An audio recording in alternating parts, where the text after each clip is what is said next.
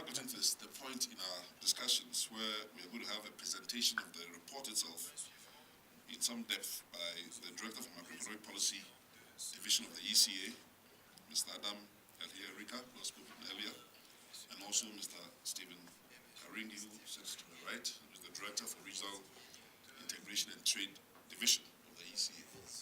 So without much ado, may I call on them to begin their presentations. Thank you. Thank you, Mr. Chair, ladies and gentlemen. Good afternoon. The economic report on Africa is produced by a team from different divisions. The macroeconomic policy division works mainly, and the social development policy division of ECA work mainly on part one of the report, on recent economic and social developments and issues of structural transformation. And from every year we select a theme that is critical importance to Africa's long-term development, and according to the nature of the theme, or other ECA divisions are called on to help. And this year, the Union Integration and Trade Division, which works on industrialization, has done the work on the Semitic part of ERA. I will go through part one on recent economic and social development, which provide also some analysis of status of structural transformation in Africa. The key message from this analysis in part one is that Africa has sustained relatively strong growth over the last 15 years. And Africa is actually transforming.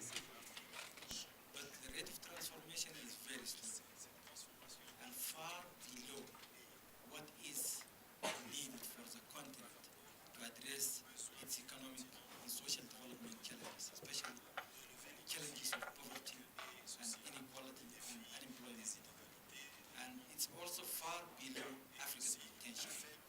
And therefore, the analysis in part one leads to the conclusion that Africa needs to do more, as we all know, in order to transform its economies rapidly. And the issues raised there will be taken up by my colleague Steve Karingi. So let me go to straight to the first slide on Africa's growth.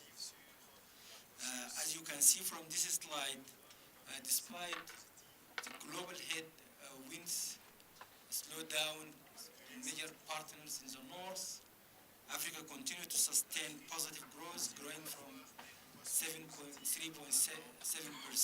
in 2013 to 3.9% in 2014, and Africa's medium-term growth prospects also remain positive. This growth has been underpinned by increased domestic demand, which is a factor that we need to underscore. Africa's growth story is no longer just a commodity story. Yes, commodities still play an important role.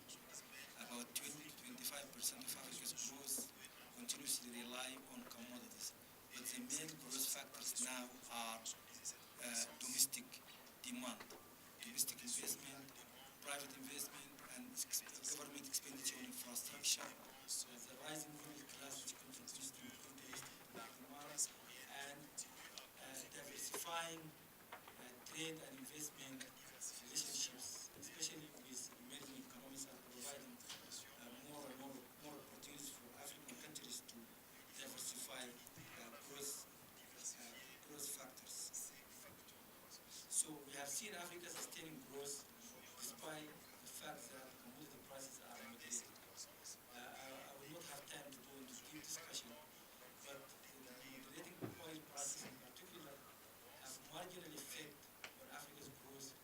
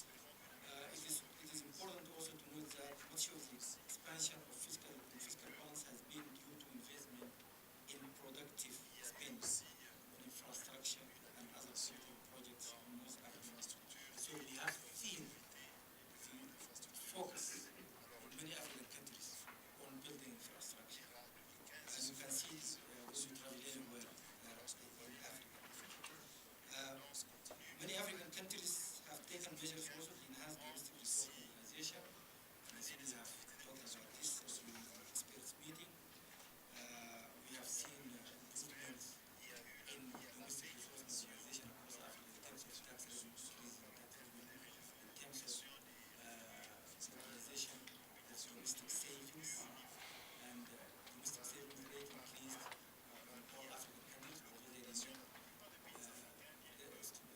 low relative to our investment needs, especially in low-income countries. We have also seen improvement in sovereign funds, building of reserves by African countries. Good news in one way, but also we want them to make more use, more productive use of these reserves.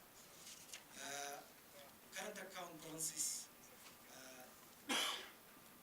deteriorated also slightly in 2014, but remain within the 5% level. And oil exporting countries saw current account surpluses decline, while oil importing countries saw their current account deficit also decline.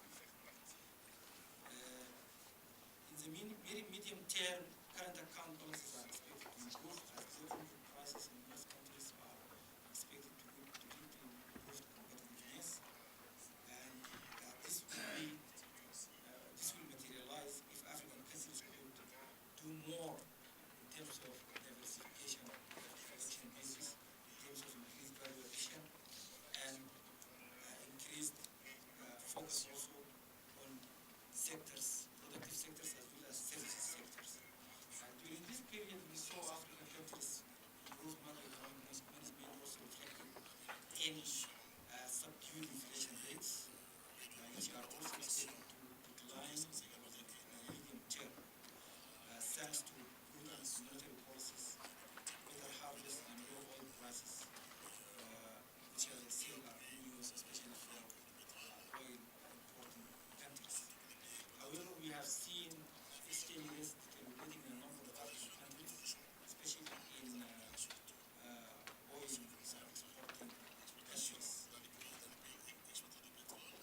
There is a need here to emphasize the role of central banks, and we have a meeting that's ongoing now on the role of central banks.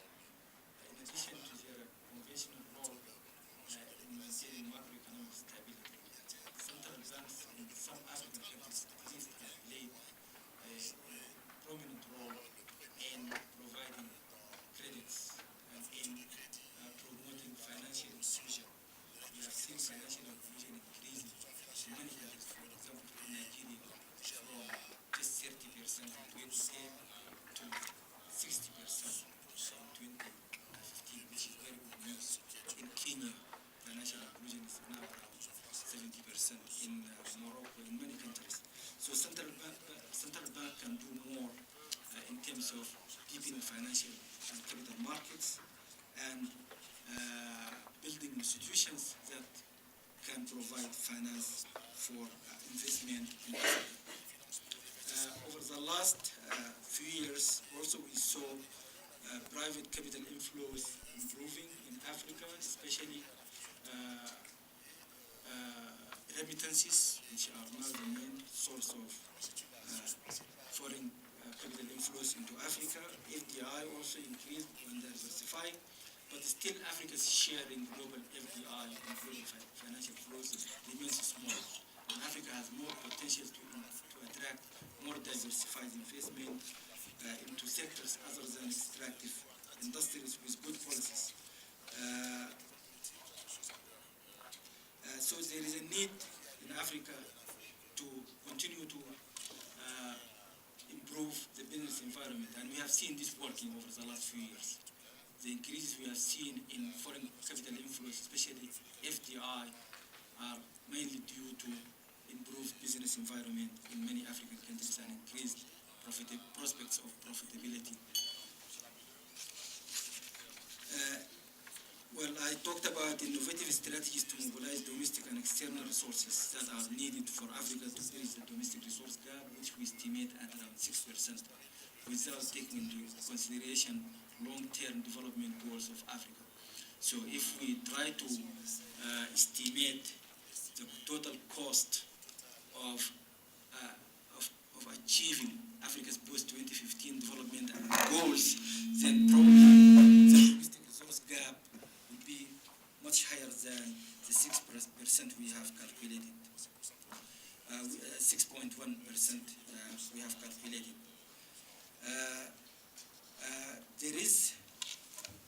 call here for African countries, as we will have to depend more and more on domestic resource mobilization to finance our sustainable development and structural transformation over the next 15 years. There is a strong case in the book that African countries should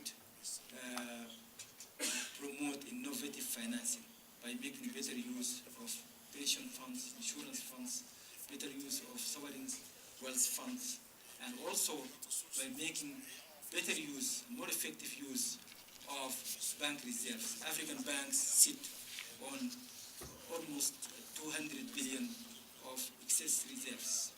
This can be used. Also, African countries have some, at least oil and mineral-rich countries, have huge amounts of foreign currency reserves that can be better utilized domestically.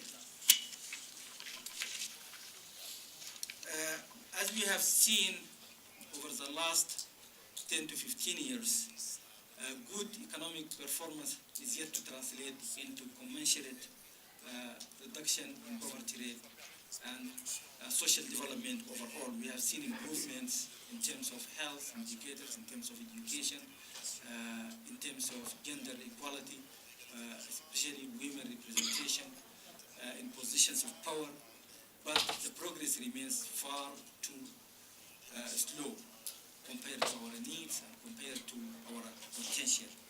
So,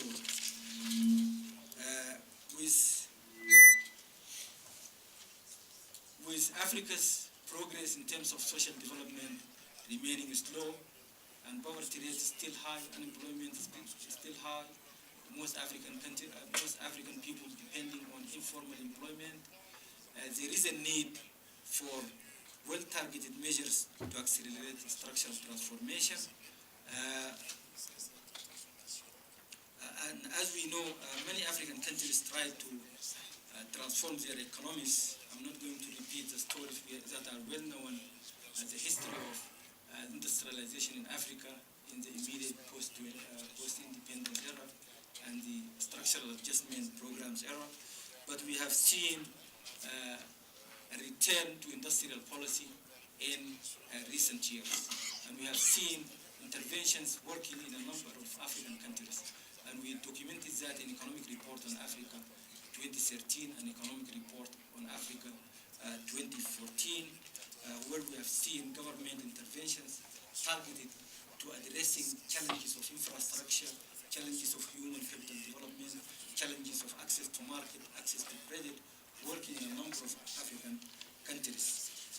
But still, the industrial sector remains very small in most African countries, and especially the manufacturing sector is still dormant, and more needs to be done to accelerate the link between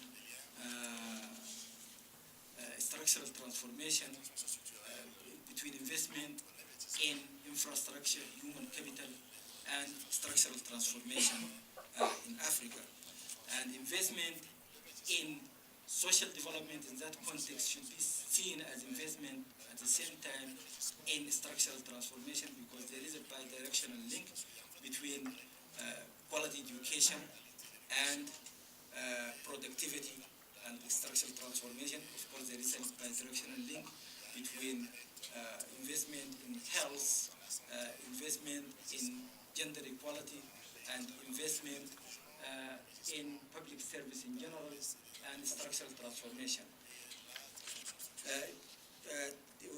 This paragraph shows how building an educated and healthy workforce can support Africa's structural transformation in many different ways, by providing skills and by providing entrepreneurships and innovations and technology and so on that are needed for Africa's structural transformation. As I said, the focus of the report is on issues of industrializing through trade, which is a continuation of the work we started actually with Economic Report on Africa 2011 on government development. Therefore, let me conclude with a few remarks.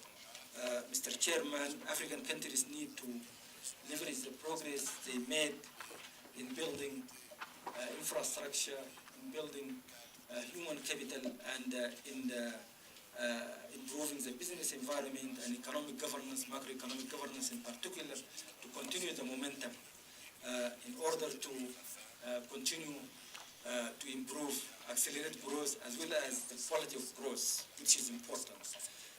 Social development, spending on social development should be seen as investment in sustainable development and in structural transformation. In that context, policies and strategies to promote social development should be aligned with strategies to promote structural transformation.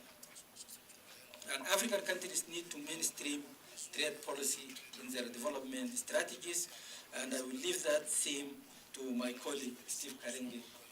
Thank you.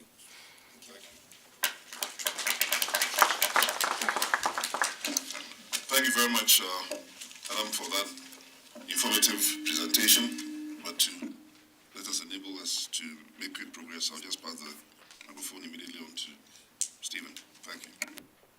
Thank you very much, Your Excellency.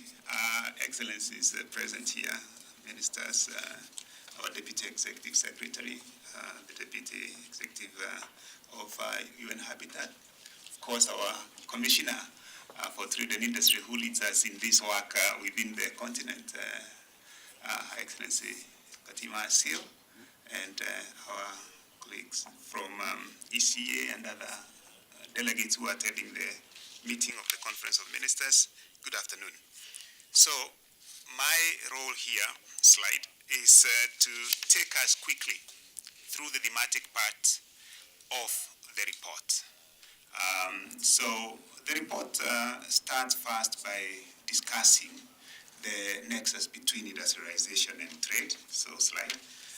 And the key message that the report gives comes up with in looking at the theoretical perspective and also the experience of the nexus between trade and industrialization is that trade can actually be a very useful and a very effective tool for promoting industrial development and also structural transformation in the continent. The report does actually discuss and present examples of where this has actually happened in the past, especially in Southeast Asia. Slide. Now, the report does also indicate, does also show in the discussion of the theory and the experience of the nexus between the trade and industrialization, that what one actually needs is actually to have an interactive and also a very coherent country development strategy. The trade policy needs to be also iterative. It needs also not to be just static. It needs to be dynamic. But more importantly, it needs to be very selective, highly selective. So, slide. So in that chapter, after looking at the theory and experience of the nexus between trade and industrialization,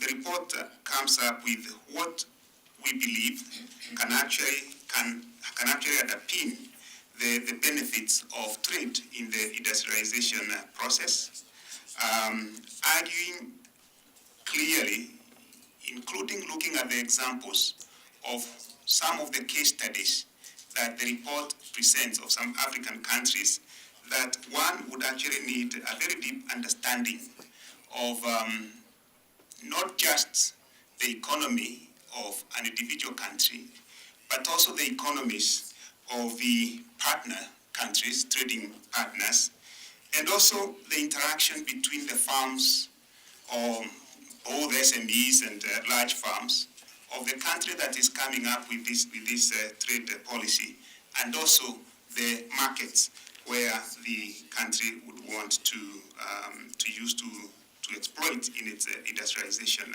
process. Now, we also the report also indicates that the production structures that have huge economies of scale do also present good incentives to specialize and also to trade. In a way, this leads to the arguments in the report as to why it's important to deepen the market integration within the continent so that one can actually be able to exploit the economies of scale where such production structures that can be specialized in through trade can actually take place. Now, the report does indicate that there is need, and in fact, from history, it does argue that government can actually intervene in this process, but it shows, or at least it makes very strong argument, governments need to have, or rather the policymakers need to have a very good understanding also of the global arena, because we know we have multilateral institutions like the WTO. We also have very highly, rapidly changing global channels in the way trade is taking place. So the report recognizes that governments can actually intervene, but that intervention can only be meaningful if there is a good understanding of what is happening. Slide. So then it goes to present why there is a need for a selective trade policy framework. And the key thing in the report is to argue that for one to be able to come up with this trade policy framework that is highly selective, as I indicated, one would need to have a national development strategy. Now, in other words, this selective policy framework would be occurring within a national development strategy. What is assumed in this argument is that also issues like regional integration are also mainstreamed in this national development strategy, because as you will see in the report, the role of regionalism is actually very crucial in using trade to industrialize. Now, within this selective trade policy framework, a strong relationship between industrial policy and the country's national development strategy with integrated trade industrial policy, again, is argued as ideal. Now, without repeating, the trade policy needs to be interactive, iterative, and evolving. But the key thing here, which is something that we may want to hear what you think, is this interaction and the iteration ideally should involve all stakeholders, not just the governments or the private sector alone, but it should also include all the other stakeholders. Now, there are two major tasks that have to be done in terms of the trade policy, in the selective trade policy. The first one is selecting industries or the tasks that the trade policy instruments should be targeted towards, but it also means trying to avoid those industries that a country thinks would not be very helpful. And then, of course, the monitoring, it should also have a monitoring framework. Slide. So that chart there basically shows you a summary of how you come to the selective trade policy right there in the middle, and how the things that I've talked about, iteration, interaction, are supposed to take place. Slide. Now, the report presents some case studies from 10 African countries, because we try to look at, from visiting these countries, to see how these countries have actually tried to utilize this selective trade policy framework that we have argued, to see whether that is happening on the ground. And what we found out is that most of the countries have actually attempted to achieve a coherence between trade policy and their national development strategies. The only issue is that the national trade policy coherence with the industrial policy appears to be weak. So when you get the report, you will see examples from Botswana, Cape Verde, from Morocco, from Egypt, which actually tells you which are these countries that are behaving like this. Another finding from this case study is that most of the countries do actually recognize the need for this selectivity in trade policy, the importance of adding value, and also developing, including joining regional value chains and global value chains. However, they are not being fully adopted or effectively enforced. So again, you will see examples of which countries those are. Now, another thing we found out was that most of the stakeholders are involved in trade policy making, but what happens is that when there is a change in the trade policy, they don't get consulted. Slide. Then the report moves on to talk about to tackle the whole issue of the global value chains, the trade in intermediates, the role of services, and the importance of promoting and deepening regional value chains, including intra-African trade. And the two key messages, which I think the chair has come up with, is that, as I mentioned, is that African farms do appear to be increasingly connecting to the GVCs, but they are confined to the lower end activities and with limited domestic value addition, which means that Africa still has a lot of ground to cover to tapping into these global value chains, including through using of the regional value chains and intra-African trade. Slide. Now, so this is basically an example. What you see there is the two ways a country can get engaged in a global value chain, either through forward integration or through backward integration. You reap more from the global value chains if you have a higher share of the backward integration, because it means that you have a deepening of the regional value chains. So for most African countries, what we see is that they're in the lower end. They tend to be more integrated through forward integration, and what we would want to do is to have more of the backward integration, because it would help us deepen our intra-regional trade. Slide.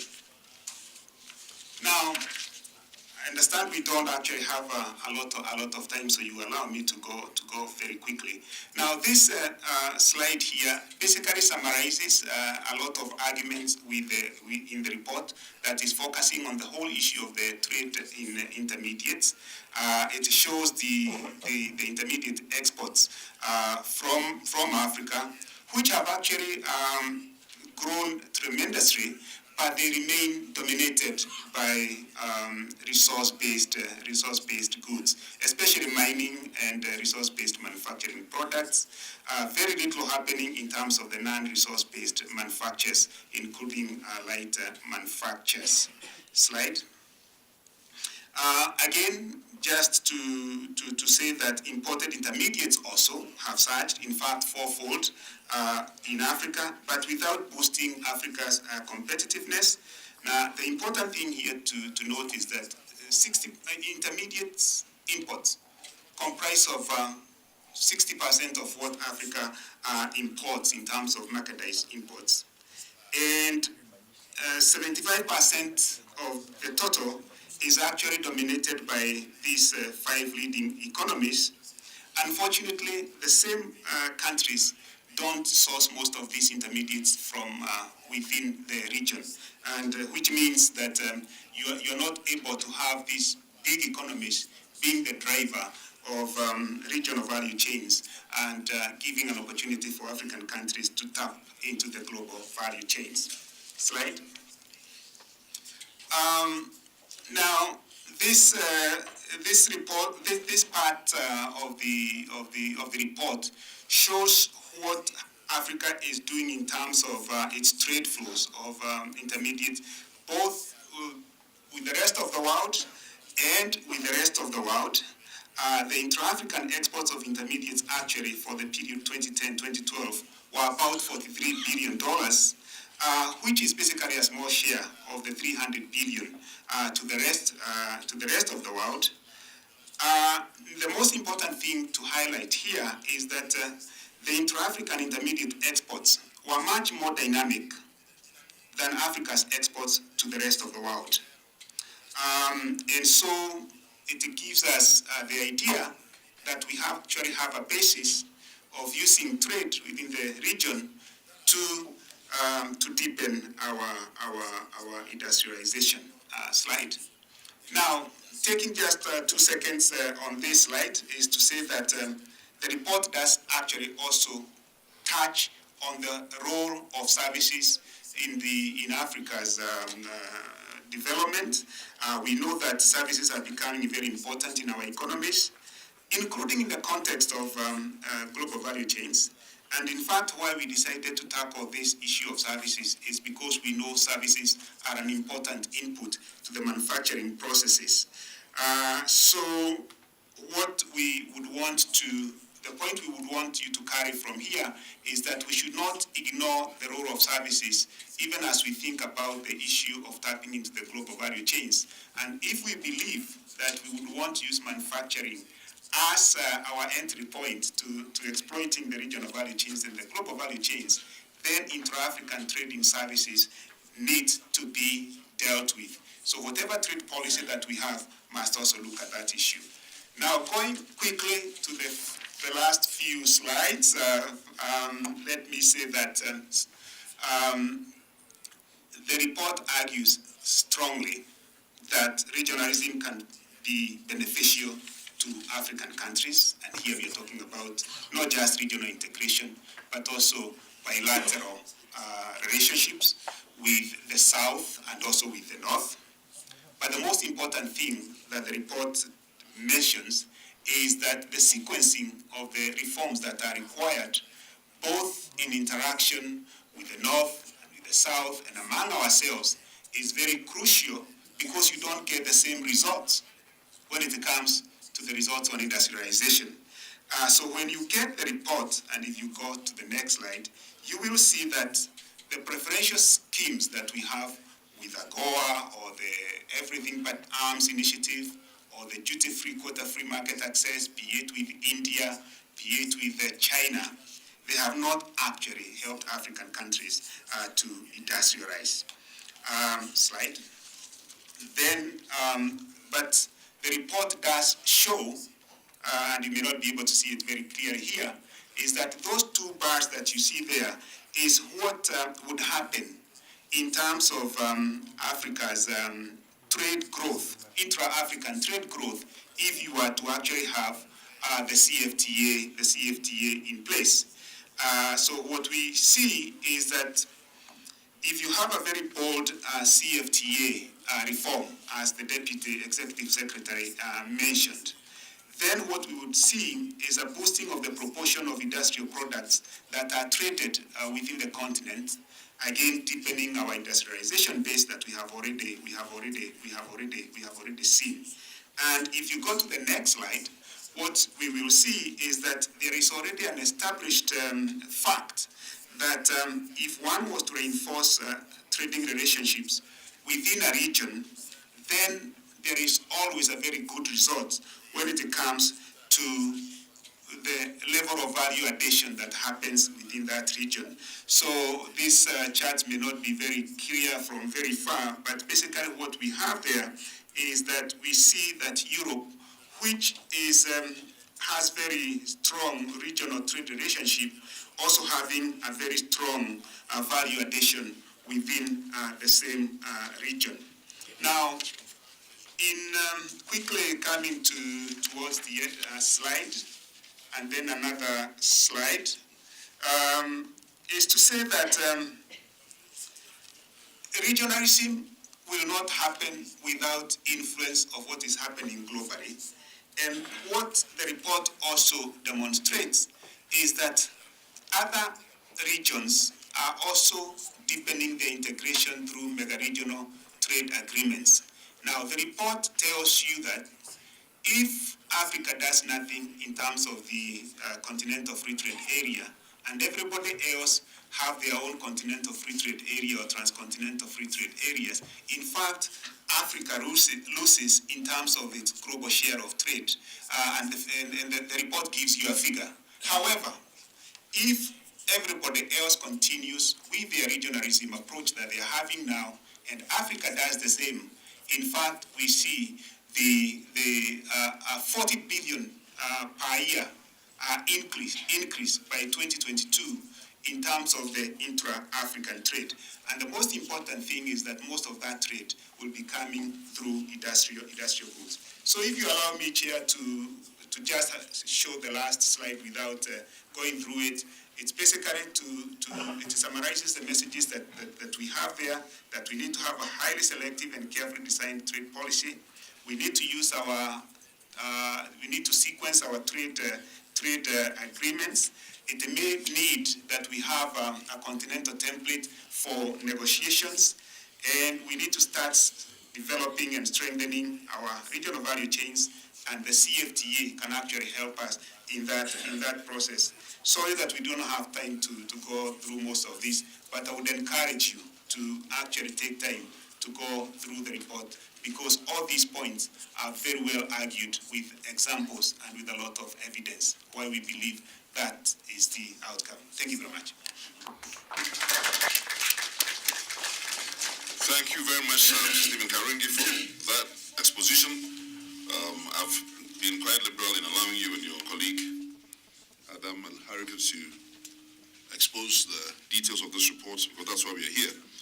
But as you also know, we have three very important discussants: Dr. Akebe Okpa, the Minister and Advisor to the Prime Minister of the Republic of Ethiopia; Professor Akbar Norman, the Professor of Economics at Columbia University; and Mr. Celestine Monga, the Managing Director at UNIDO headquarters in Vienna, who will also be examining various aspects of this report. But before I invite them to do their part, and I'll try and manage time so that we are suddenly concluded by coffee break at 4:30, I would also like to, since there have been references to the Continental Free Trade Area, for those who don't know how that is being championed, I think it's important for me to recognize at this point Her Excellency, the Commissioner for Trade and Industry of the AU Commission, Madam Haram Asil Fatima, seated here, who is championing this particular AU and Pan-African agenda. And indeed, the reason why the Finance Minister of Ghana and myself are here is partly because the President of the Republic of Ghana, His Excellency John Dramani Mahama, is currently the chairman of the African High-Level Committee on Trade, which has the responsibility of helping to chaperone the launch of the CFTA in June this year, looking towards 2017 as the period by which we should have reached sufficient progress to declare the CFTA in existence, with the various building blocks at the regional levels of COMESA and SADC, ECOWAS, etc. So we are at the point where we're going to have discussions delve a little bit more into various dimensions of this, and the program calls for the order in which we have it: the Minister and Advisor to the Prime Minister. Dr. Akebe, are you ready to give us your 5-minute comment? I have to now manage the time a little more tightly, because we also are looking to get interventions from the floor, from other distinguished participants here. Thank you.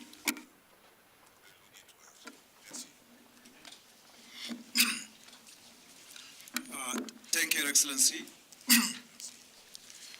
I would first like to congratulate ECA for bringing this annual report, economic report on Africa, together with AU.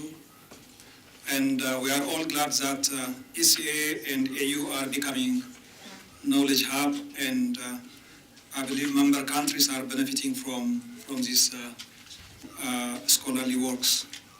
Having said this, I would like to highlight 3 or 4 points which we should be able to focus from this quite fundamental work of annual report on Africa. One is, if we African countries have to insert themselves in international markets, and global economy, one key point would be how do we insert? I would like to highlight 2 points. First, we have to focus on export. As far as we don't strengthen exports, as far as we become net importers, there is not going to be structural change or transformation. So I would like to on the theme of industrializing through trade, that export is becoming the most critical point. And when we talk about export, we also mean that improving and deepening the composition of exports, not just exporting without value adding. The second point would be if we have to insert into global economy or global value chain, the integration of the domestic market is critical. There should not be an illusion that we can be part of the global value chain when the domestic economy is not well integrated, when domestic trade is not strengthened. So we have to give special focus to strengthening the domestic economy, domestic trade. Third point, which I appreciate in this report, is that it has been emphasizing the selectivity of sectors. The central focus of industrial policy is selectivity. So we have to focus on sectors which can give us maximum benefits in terms of productivity and spillover effects. So here, linkages will be critical. With the strengthening of global value chain, it gives us more chance to strengthen vertical integration. So selectivity should focus on productive sectors. Last, as we know, one of the key issues in African economy is that service sector is growing, but manufacturing sector is not growing. When manufacturing sector has matured, definitely service sector has to take the lead. But when manufacturing is at very low level and when service sector is growing, it's a big risk because the major part of the service sector is informal sector. So when we say service sector, we have to focus on 2 specific areas. One, service sector that will have a value added on manufacturing and exports. This will help us to improve industrialization. Second aspect is we have to focus on specific sectors within the services that really can contribute in generating foreign currency, foreign exchange. Let's say tourism is important. In the first category, ICT will be an important category. So I would like to emphasize that when we talk about services sector, we have to bear in mind that our prime focus should be on manufacturing and export, and the service sector should primarily strengthen and support the effort in industrializing. Thank you, Chairman. Thank you very much, Honorable Minister and Advisor to the Prime Minister, for your very succinct and very specific remarks focusing on 3 dimensions of this discussion. May I invite Professor Norman, Professor of Economics at Columbia University, to provide us his observations. Thank you. Thank you very much, Mr. Chairman. I'd like to join Dr. Okabai in congratulating the authors of the report. I think it really is an excellent report.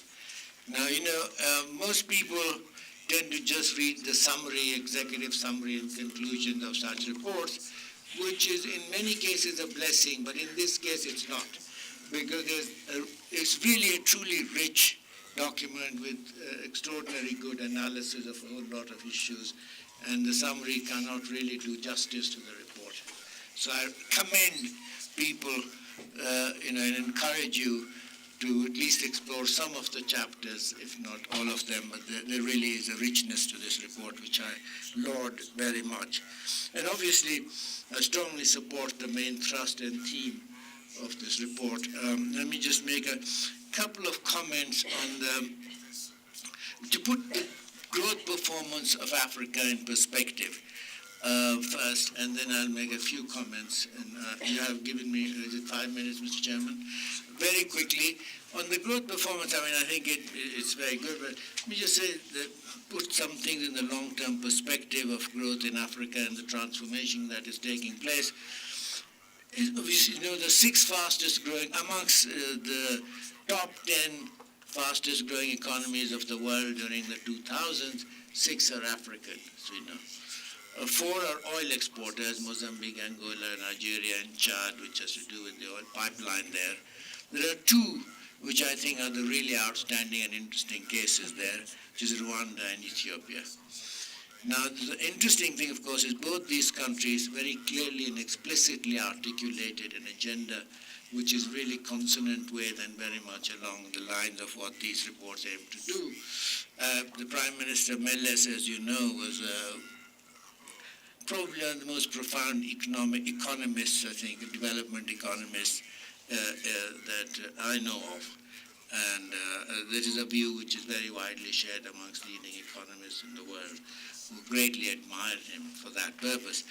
He articulated very clearly policies, and that is very interesting. Now, Rwanda, as I said, and Ghana were the 2 of the 2 fastest of the growing of the African economies.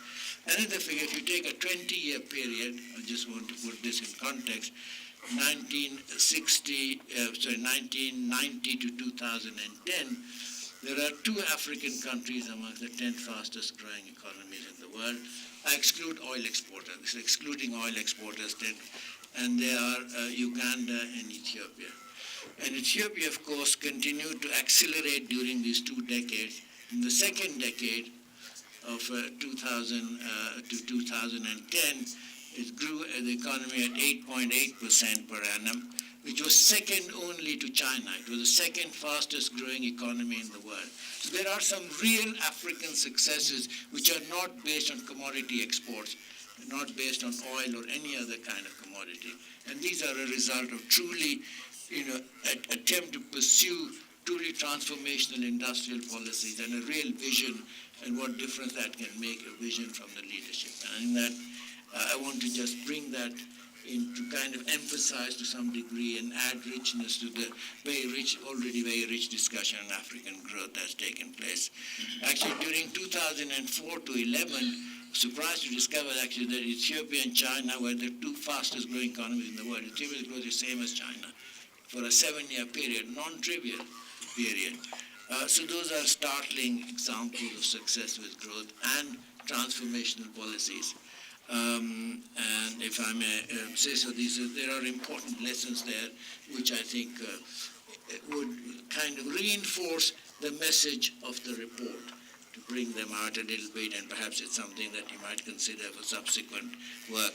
Again, in the spirit of, between the various comments made, and especially I strongly agree with Ato Arkebe comments, and he leaves me to make many of the same points. I think there's one point I want to elaborate a little bit on, the discussion of service sector in the report. A little confused because it combines services which are included in industry, like construction and information technology, which are really part of industry from other services, and there needs to be somewhat clearer discussion. But that's a kind of nitpicking, but I think it sort of slightly confuses the issue when we talk about modern structural transformation and so forth. The one point that I do want to add to, which I think is one thing which will really make for further examination, consideration, one can always nitpick with any report, any excellent report, and this is, as I said, I commend the report strongly. But there's one area in particular when it talks about, what is needed for structural transformation in Africa, which I find good. It makes a passing reference to, and it's too fleeting and too passing, is what I would submit, and maybe it's something that may be taken up future work. This is the whole issue of financing for industrial development. What's happened in Africa is the demolition of development finance institutions, availability of long-term lending at reasonable interest rates. which is a big concern. Mr. Minister, you might be interested to know that in late 80s, I conducted actually an informal survey in Ghana when I went around speaking to as many of the manufacturing industrial entrepreneurs possible, and they all listed the absence of long-term credit as a very major constraint. The financial liberalization program of the Washington Consensus type in Africa has been a real disaster.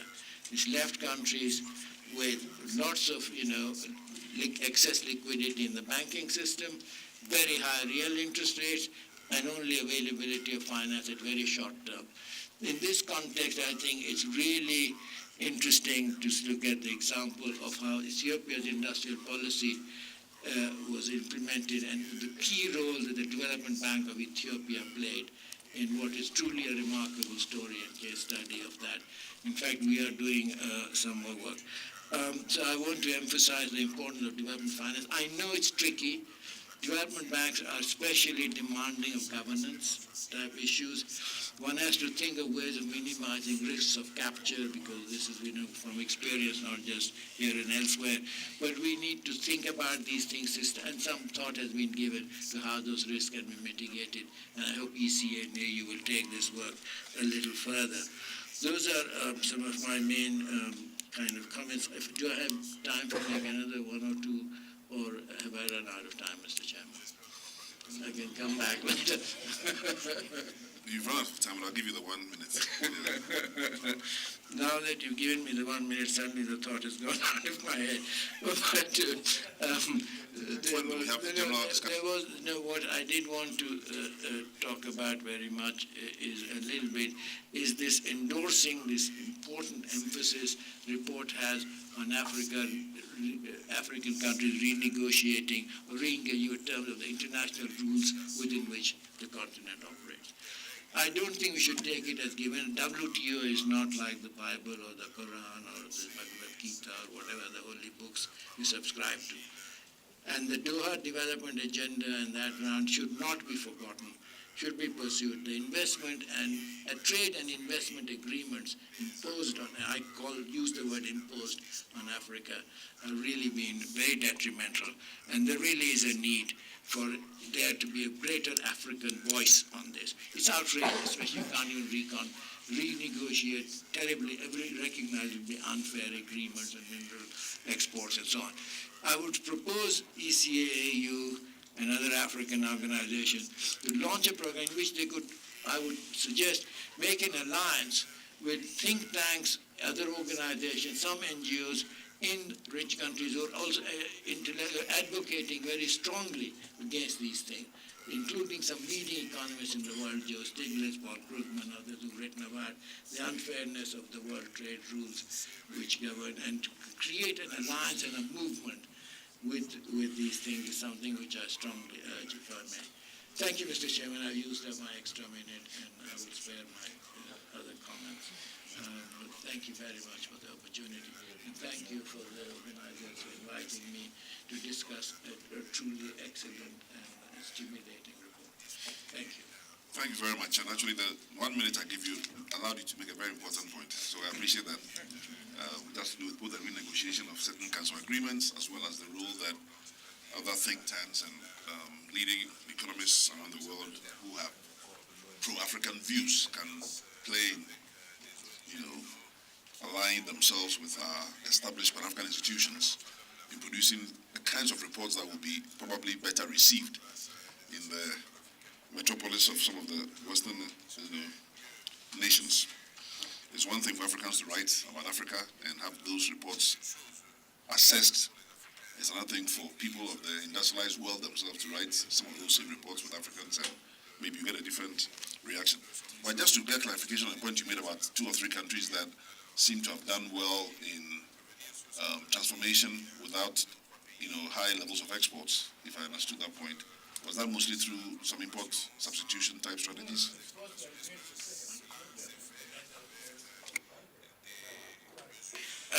Exports very important part of success in these countries. As you know, Ethiopia is much more on horticulture exports, a famous story. Leather exports now is just taking off phenomenally. And with this Fujian plant set up here, which is already exporting several $100 million, but aims to export $4 billion worth of designer shoes in about less than a decade.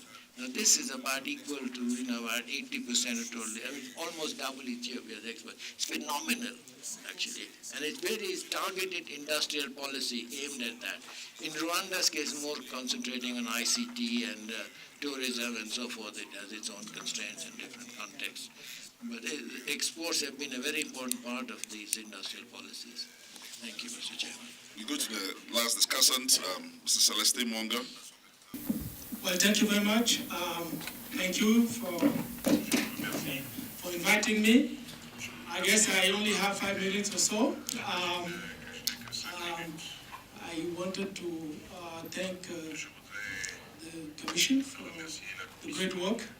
I totally share the comments which were made by the two other discussants. We didn't talk before this meeting, and we really agree. I think this is an excellent report. You should all read it. I also believe, and I will be less diplomatic than Professor Akbar Norman, I also believe that the executive summary is not as good as the report itself. So I would strongly recommend that you read the report. If you're a Christian, it should be next to your Bible. If you're a Muslim, it should be next to your Quran. It's really, I've rarely seen a document which is full of so many important facts. So I just want to take a few minutes here and tell you about structural transformation because it's the focus of the report. And then briefly, in 2-3 minutes, tell you what I like in the report and perhaps issues about which I would have questions and queries. So, structural transformation, it's usually defined in looking at the relative shares of agriculture, industry, and services in GDP, and how these shares evolve over time. Increasingly, there's been some empirical work extending that sectoral framework to look into issues like employment, industry structure, the kind of products that various economies put out, etc., etc. I want to just show you here what I personally believe is structural transformation. This is a picture of Seoul, South Korea, in the 1950s. It was a major slum, well known in Seoul, Korea, 1950s. This is exactly the same place 20 years later, in the 70s, and you can see, if you can see in the left, they are building a highway. So that's transformation. This is exactly the same place in the 1980s. You see progress. And this is exactly the same place in 2009. You can only imagine what it looks like today. So to me, this is structural transformation. We don't need to go through all kinds of very deep and complicated theory.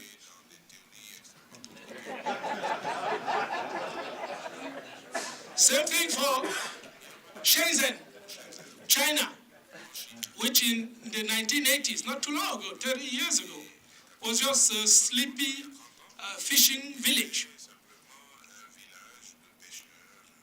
Look at exactly the same place today. Exactly the same place. So, to me, this is the visual of structural transformation.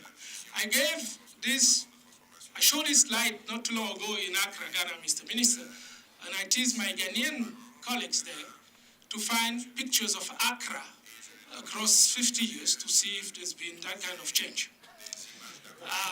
As a Cameroonian, I can tell you that we certainly have not yet gone through this kind of change. Now, I like this quote by Professor Ali Masri, which to me kind of sums up perfectly the challenge of policy making. He said that in much of Africa, it's still much easier to find a bottle of fresh beer than a bottle of clean water. It says a lot about our priorities, and I think it captures really the paradox of policy making in the African context today. Commending these priorities? Not particularly. Now, let me take the remaining 2-3 minutes and just tell you specifically about the report, what I really like and what I have queries about. Of course, the focus on structural change, transformation, focus on industrialization, which is not always well explained why, but of course, I personally believe it's because industrialization is really the key for providing employment and bringing the largest a fraction of the population into the workforce and into society to make society more cohesive and more peaceful.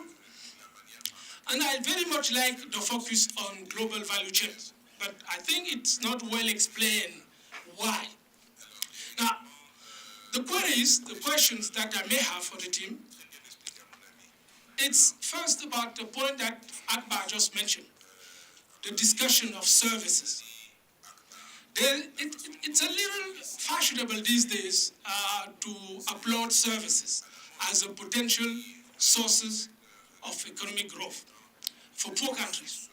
I think it's a mistake. Unless you specifically talk about services which are directly linked to agriculture or to industry, in particular manufacturing. And let me tell you why. It's very difficult to develop services which are sustainable because you need high levels of human capital, and we don't have that in Africa today. Okay? And to give you a very concrete example, the country, the developing country, which is praised for having developed services, high-tech services, is India. India is a country of 1.2 billion people, so we can think that the labor force there is about 600 billion people. Guess how many people are actually working in the ICT services industry in India? Less than 500,000 out of a labor force of 600 million people. So that's less than 1/10 of 1%. Of course, because high-tech services that you can export, actually usually necessitate high level of human capital, which we don't have at this stage. So we shouldn't fool ourselves and try to get away from manufacturing, which is really where we should be. And there is no shame in doing low-level manufacturing. That's where everybody begins.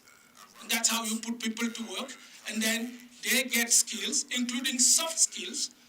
And then, of course, the secret is to always upgrade your industries progressively, which some countries have failed to do. So that's the key. I think there is also the danger in the report from time to time to praise protectionism. And it kind of contradicts a little bit the focus on global value chain. There is a very interesting study by the World Economic Forum, which everybody should look into, which came up 3 years ago. And they did a very simple exercise. Let's suppose that all countries in the world reduce all their barriers to trade, all their import tariffs to zero. What will happen to global GDP? Well, of course, there will be some gain. The calculation shows that. But the most interesting part of that study was that if all countries in the world only reduce some of the barriers to supply chain development, actually the payoff will be much greater than the focus on reducing barriers to trade and import tariffs. So I think the discussion in the report of trade policies defined as quotas and so on, it's not really relevant for the world in which we live today. I see the chair making a lot of gestures, so let me wrap up by just saying that one important instrument which policymakers should seriously consider, which is mentioned in the report but not developed enough, is special economic zone. But many African countries have done special economic zone, and most of them have failed. The question is why? and we never systematically ask that question. Well, the study that I've seen and that some of which I've been involved in show that it was mainly because these special economic zones try to attract all kinds of industries. And of course, the government were never able to provide the basic infrastructure needed to make them work. The secret, I believe, is not to have special economic zone, but specialize special economic zone, which is called industrial parks. So you pick a sector in which your economy can be potentially competitive, and then you focus on that. So every single industry that comes into that industrial park knows that they are coming to do the same kind of activities. And in that situation, the government can very easily provide to all of them the same basic industry that infrastructure that they need. So last slide, basically to say that the report, I think, is also a little pessimistic because perhaps because of the 2063 agenda, everything seems to be very, very, very long term. And I think that the ambition of the reports are sometimes a little too microscopic. Look at the history of economic development. This is really my last slide. It took the Western world about 300 years to industrialize. Japan only needed about 100 years. Well, the Asian tigers only needed 40 years. I think that Africa doesn't need 50 years. We can do it even quicker. And this is the same story. You know? It took about, prior to the 18th century, everybody was poor. It took 1,400 years to double per capita income in the Western world. Okay? And then in the 19th century, it was about 70 years to double in income per capita. In the 20th century, only 35 years. China only took 12 years to double its per capita income. So there's no reason to be too modest in our ambitions. So I think the report should be bolder, be perhaps a little more specific, or should have been a little more specific. But again, this is great work, and I'm very, very proud to be invited to say a few words about it. Thank you.